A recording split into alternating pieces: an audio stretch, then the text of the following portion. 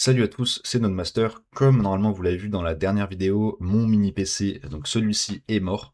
Alors il est mort pas en lui-même, c'est juste le ventilateur qui est mort, donc je crois que c'est les roulements qui sont morts. Et aujourd'hui on va faire le remplacement tout simplement de ce ventilateur. Donc je suis pas sûr à 100% que ce soit les roulements, mais bon je suis sûr que c'est le ventilateur, il n'y a pas de doute, c'est lui qui fait ce bruit-là, parce qu'il n'y a pas d'autres pièces mécaniques dans ce PC-là. Je peux l'allumer pour vous montrer un peu le bruit que ça fait avec l'ancien ventilateur. Hop, j'allume, j'espère que ça va qui va se réveiller tout de suite. Alors, je sais pas si on va bien entendre, mais quand je fais ça, en fait, voilà, le ventilo, on l'entend un peu. Et justement, des fois, quand il se met à souffler fort, en fait, ça fait littéralement ce bruit en continu. Donc, j'en déduis que le ventilo est mort. Donc c'est parti, on peut commencer le remplacement. Il vous faudra évidemment un ventilateur de remplacement. C'est un petit modèle comme ça qui est tout petit, qui coûte 10 euros. Franchement, c'est vraiment un ventilateur classique, c'est pas piqué des hannetons. Mais voilà, il vous faut un ventilateur neuf, évidemment. Donc, on a des petites vis sur le Nuke, donc c'est un Nuke 10, évidemment, j'ai pas précisé, mais c'est pour remplacer le ventilo d'un Nuke 10. Je crois que moi j'ai cherché un ventilo qui était pour exactement ce modèle-là, mais je suis pas sûr à 100%, que tous les ventilos des Nuke 10, que ça soit i3, i5 et i7, sont identiques, mais ça c'est vraiment à vérifier de votre côté. Mais a priori, je crois que c'est juste le CPU qui change en termes au niveau du socket et même du boîtier et tout, je crois que c'est identique. Alors évidemment, vous pouvez prendre un tournevis pour dévisser ces petites vis, mais elles sont relativement simples à dévisser. Ce qui est bien, vu qu'il est bien conçu, le Nuke, enfin les Intel Nuke, c'est relativement simple à démonter, contrairement à d'autres marques de mini PC chinoises. Donc là, on a juste à... hop, voilà, une fois que vous avez vous avez dévissé les 4 vis, le truc il tombe tout seul. Voilà. Alors, un truc qu'il faut faire attention, c'est euh, là, on a comme une espèce de pâte thermique pour le NVMe. Il faut éviter de le toucher parce que c'est un peu gras. Ça peut rester, ça peut faire des taches. Faut évidemment enlever la nappe pour le port SATA qui est ici, que vous avez ici. Donc la nappe, c'est juste euh, voilà, ce qu'il y a là. Faut juste le relever le petit support. Et ensuite, on peut juste tirer le. Je vais me concentrer, je vais mettre comme ça. Peut-être faire de la merde. Hop. Et voilà, ça s'enlève tout seul. Ce sera simple à remettre. Donc on peut mettre ça de côté. Ensuite, je vous conseille de retirer tous vos petits composants, que ce soit la RAM et le NVMe. Le NVMe, on est obligé parce qu'il y a une vis qui est derrière. Je vous conseille de retirer la RAM pour éviter d'abîmer les composants à la manipulation. Hop, c'est vraiment simple, on a juste à tirer les deux petits trous en métal juste ici et la RAM se, se désolidarise toute seule. Voilà. Pour le NVMe, il faut juste enlever la petite vis là. Le truc se lève et on enlève tout simplement. Aucun souci là-dessus. Hop. Et en dessous le NVMe, il y aura une petite surprise. Voilà, la petite vis. Évitez de perdre vos vis, vous mettez-les de côté. Et on enlève le NVMe, on met hop, en sécurité. Et il y a deux petits trucs à enlever. En dessous le NVMe, c'est les deux petites antennes de la carte Wi-Fi. Donc on a juste, c'est pas accroché très fort, vous avez juste à tirer un tout petit peu dessus, vers le haut évidemment, éviter de dessouder voilà. Et hop. Donc voilà, c'est fait. Et maintenant, alors moi j'avais déjà démonté le truc avant et j'ai déjà en retiré les vis, mais vous avez, je crois, deux vis, seulement deux qui tiennent ce truc. Alors, donc c'est pas celle-ci. Un, deux. Oui, il y en a trois en fait. Il y en a une là, une là et une là. Voilà. Il y a trois vis qui tiennent ça en place. Et après, c'est un peu technique, vu qu'en fait. Alors, voilà, on peut mieux voir. C'est mieux. Donc là, en fait, il y a, il y a les ports USB, etc., qui sont un peu incrustés dans le châssis, juste ici. Et en fait, faut un peu étirer, vu que c'est en plastique, ça s'étire facilement, étirer ce côté-là et l'autre côté pour faire coulisser la carte mère vers le haut. C'est un peu technique. Faut pas forcer, faut jamais forcer. Mais là, c'est un peu. Ce que je vous conseille, c'est de prendre par les ports USB ici, parce qu'on peut, avec les doigts, on a une prise. Ah, vous faites ça. On tire vers le haut. Et a priori,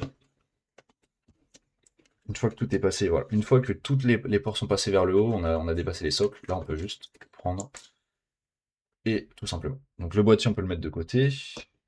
Là, on a juste besoin de la carte mère. On a le ventilateur, donc le ventilateur défectueux qui est au-dessus. Et maintenant, bah, ce que vous pouvez faire, c'est déjà le déconnecter ici. Hop, avec la petite prise multicolore. On peut commencer par faire ça. Voilà. Et ensuite, tout simplement, on dévisse les trois petites vis. Donc, une vis ici, une vis là et une vis là. Tout simplement. Je sais que la caméra est pas forcément bien cadrée. J'essaierai de faire mieux. En fait, c'est une webcam. J'ai pas de caméra. Donc, c'est une webcam qui filme mon bureau. On voit pas très bien pour les petits tutos hardware comme ça. C'est pas très pratique. Mais bon, dans l'idée, vous avez l'idée. Vous n'avez pas forcément besoin d'avoir tout, de tout voir en détail. Voilà, on enlève la petite vis et le ventilo, a priori. Il s'enlève tout seul. Très facile. Donc, soit vous, avec votre nouveau ventilo, soit vous avez des vis qui sont inclus dedans. Moi, c'était le cas. Soit vous récupérez les anciennes vis. Les deux, voilà, c'est les mêmes vis. Et il faut faire attention parce que en dessous des, on peut en profiter aussi pour nettoyer un peu il y a un peu de poussière. Profitez-en pour nettoyer la poussière qu'il y a dans le radiateur. Moi, c'est ce que je vais faire. Je vais cut et je vais un peu nettoyer toute cette poussière-là. Faut faire gaffe parce qu'il y a des sortes de petits écrous blancs en dessous le ventilo. Je sais pas si on va le voir. Les petits trucs blancs. Je sais pas trop à quoi ça sert, mais laissez-les dans le doute. Et s'ils sont tombés, bah, essayez de les remettre. Donc, par exemple, il y en a un qui est juste là. C'est un peu chiant à récupérer. Voilà. Je le mets juste ici. Je nettoie tout ça et on se retrouve juste après. Donc une fois que vous avez un peu nettoyé la carte mère au niveau du CPU, du petit radiateur ici, ce que vous pouvez faire, c'est bah, tout simplement mettre le nouveau ventilo. Donc en fait, j'ai remis le petit truc blanc, j'ai compris à quoi ça sert. Le petit truc blanc, c'est juste pour tenir la vis en place, pour pas qu'elle tombe. Voilà, c'est tout simplement pour ça. Donc ce qu'on va faire en premier, c'est le replacer. Il faut se rappeler comment c'était. Déjà, il y a le bord un peu, voilà, la sortie de l'air, ça va côté du radiateur. Et du coup, il n'y a pas vraiment d'entrée d'air en fait. L'entrée d'air, c'est au-dessus. Voilà, vous avez les deux vis, c'est côté en bas ici, et il y a une vis, c'est côté en haut du radiateur. Voilà, de toute façon, vous allez comprendre, c'est très intuitif. Hop, on le remet. Voilà. A priori, c'est parfaitement aligné avec le radiateur. Voilà. Et là maintenant, tout simplement, on visse.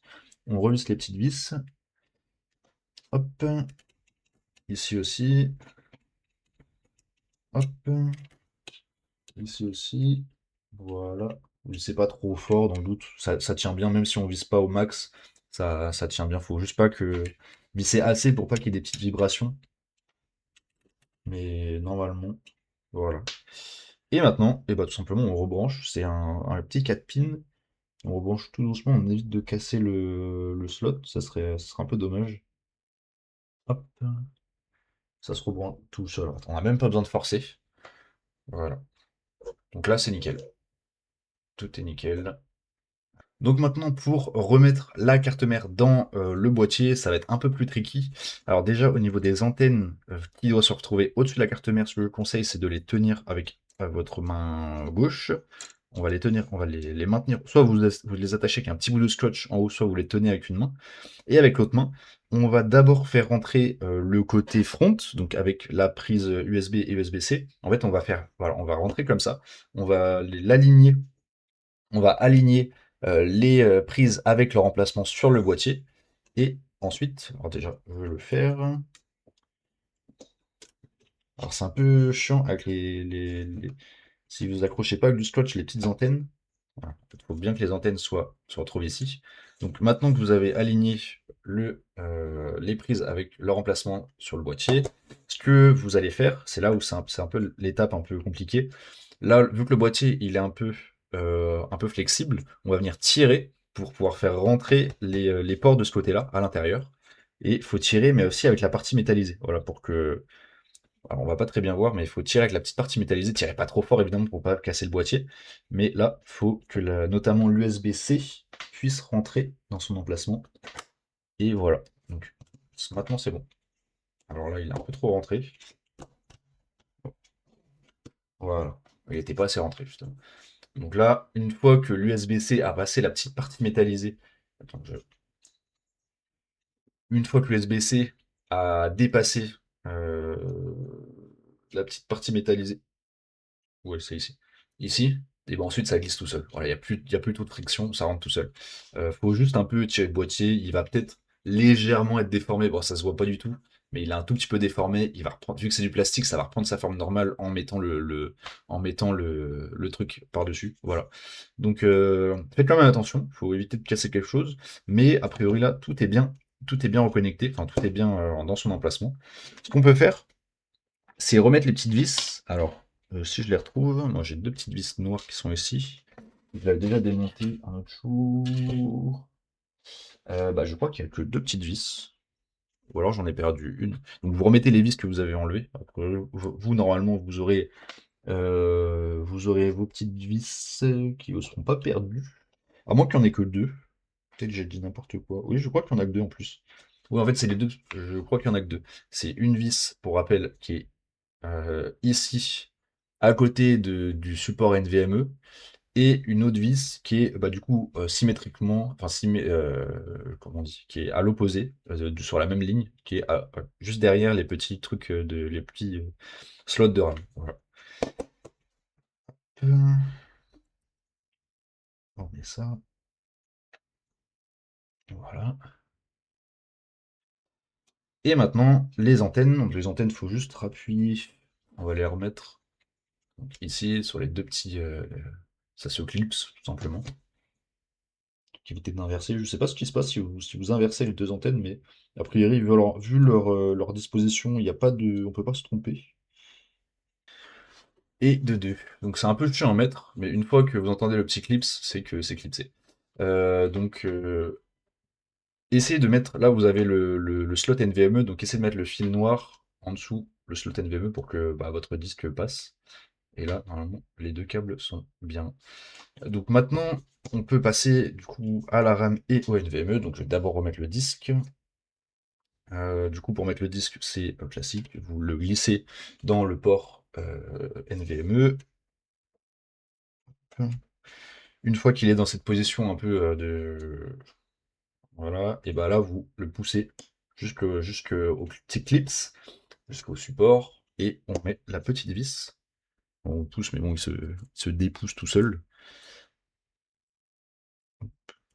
Petite vis qui est un peu chiante. On pousse comme ça, et hop, on glisse. Voilà. Donc là, il est nickel. A priori, ça bouge plus. Et maintenant, la RAM. Alors, la RAM, on va pas grand-chose. La RAM, c'est sur les slots de RAM. En fait, on vient les glisser au niveau des pins dans cette position-là. Et alors déjà, on va commencer par le premier. Voilà. Et une fois que c'est comme ça, on va juste prendre nos deux doigts et pousser comme ça. Et ça va directement s'engager. Pareil pour la deuxième. Alors moi, ils sont un peu. Mais les trucs sont un peu abîmés. Donc peut-être faudra l'aider un peu. Non, même pas. Voilà. Alors là, on peut pousser un peu. Éviter de pousser comme des bourrins, mais on peut pousser un peu pour que ça s'engage. Et a priori, voilà, les deux sont bien engagés. Donc on a tout remis, je crois. On peut repasser au capot. Alors, vous avez juste ça, si vous avez un SSD, enfin même si vous en avez pas, je vous conseille de remettre la petite nappe pour le port SATA. Faut juste pas trop vous tromper de côté. Bon, vous avez une chance sur deux, mais a priori, c'est côté, euh,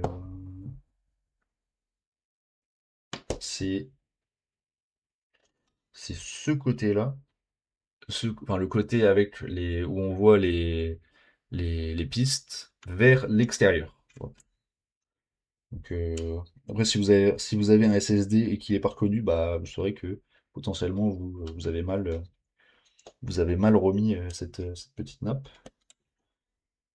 Hop là, voilà, la nappe est bien remise et maintenant on peut tout simplement remettre le capot arrière.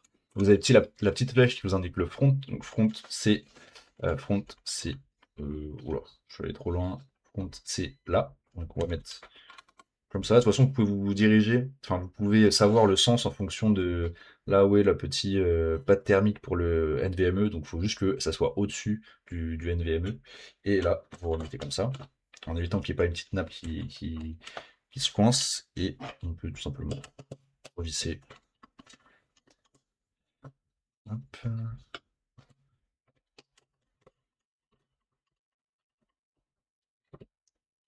Voilà. Évitez de visser comme des bourrins, ça sert à rien. Il faut visser jusqu'à que ça soit bien serré. Hop.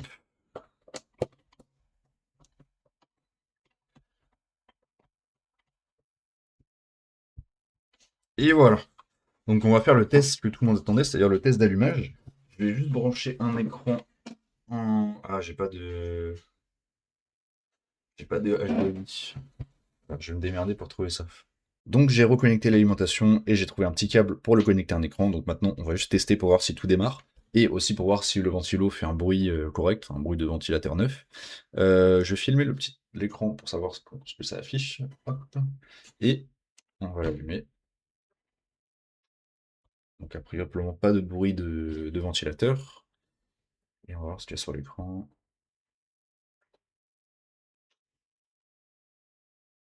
Intel Nuke. Bon, au moins il s'allume, c'est ça le principal. Donc je sens qu'il y a de... bah, j'ai pas de clavier, mais ça me met du coup le petit logo de Proxmox, vu que c'est un Proxmox qu'il y a dessus. On va voir si les ventilos... Enfin, je sens qu'il y a le ventilo qui tourne, mais il n'est pas à fond, du coup on l'entend comme un ventilo classique, donc je pense que le ventilateur le nouveau ventilateur bah, vu qu'il est neuf, il fonctionne bien tout simplement. C'est un ventilateur classique qui marche. Voilà, donc on peut dire, je pense que le remplacement a bien fonctionné. Donc voilà pour cette petite vidéo de remplacement du ventilateur d'un Nuke 10. J'espère que ça vous a plu, que ça vous a aidé. Si c'est le cas, n'hésitez pas à mettre un petit pouce bleu, à vous abonner, à mettre un petit commentaire et à aller voir les petits liens dans la description. Sur ce, je vous dis à la prochaine pour une nouvelle vidéo. Je vous dis ciao.